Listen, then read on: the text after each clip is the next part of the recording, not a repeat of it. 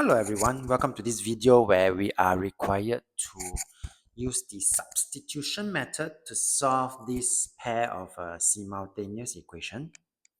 Step 1 is for us to label the equation. So for my first equation, I'm going to label it as equation 1.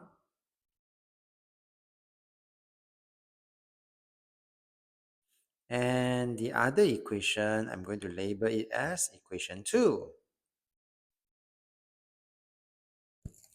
And take note that we are required to use substitution method for this particular question, and therefore I'm going to choose the equation that allows me to do it nicely and neatly, meaning I would want to choose the variable that has coefficient 1. What does Mr. Tan mean by that? Well, I saw that equation 1 has this variable y that the coefficient is 1, that means 1y. So I am going to, from 1, this is what's going to happen. I'm going to rewrite this equation as y equals, I'm going to minus 4x on both sides, so that you won't see this on the left hand side of this equation, and I have my 13 minus 4x, and I'm going to label this as equation 3. And then I could see that y and 13 minus 4x, they are equivalent, meaning they equal to each other. And so my next step involves me substituting this into equation 2. And how will that look like? So I'm going to substitute equation 3 into equation 2, which is my purple equation, going to substitute into my green. And how does it look like?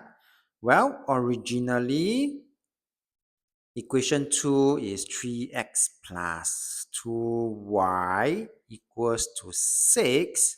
But because I now know that my y and 13 minus 4x are equivalent forms of each other, meaning they're equal to each other, I'm going to replace the y with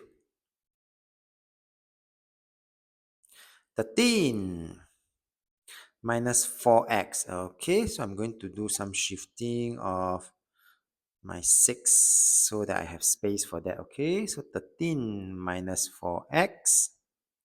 So instead of writing y, I write it as 13 minus 4x. I substitute it. And from here, we just need to expand and simplify. To solve for x, I will have my 26. 2 times negative 4x will be negative 8x. This one equals to 6. And I continue to solve, okay? So 3x minus 8x will give me negative 5x.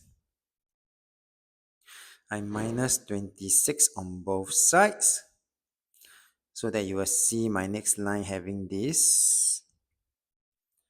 So my negative 5x is equals to negative 20, and I will have my x. I'm going to divide by negative 5 on both sides in order to get positive 4. Once we have successfully solved the value of x, then we could then substitute this back into one of the equation, usually in substitution method. Since I already know y is equals to 13 minus 4x, I'm going to substitute x equals to 4 into my equation 3.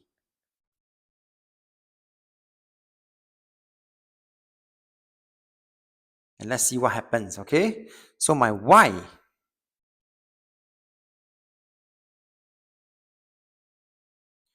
is equals to 13 minus 4x.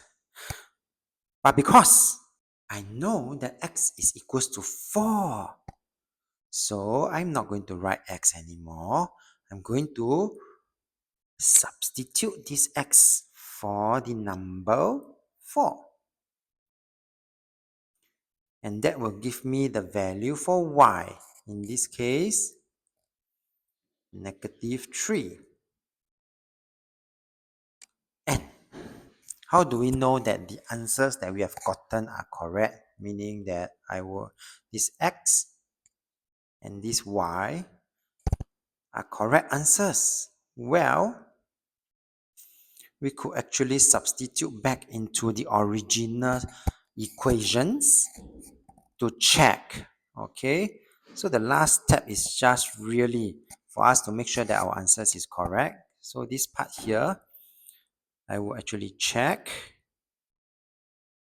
by substituting back into the original equations. 4x, that means 4 times 4, plus y, that means plus my -3. And let me check, does it equals to 13? Yes, it does. And I substitute back into my equation 2.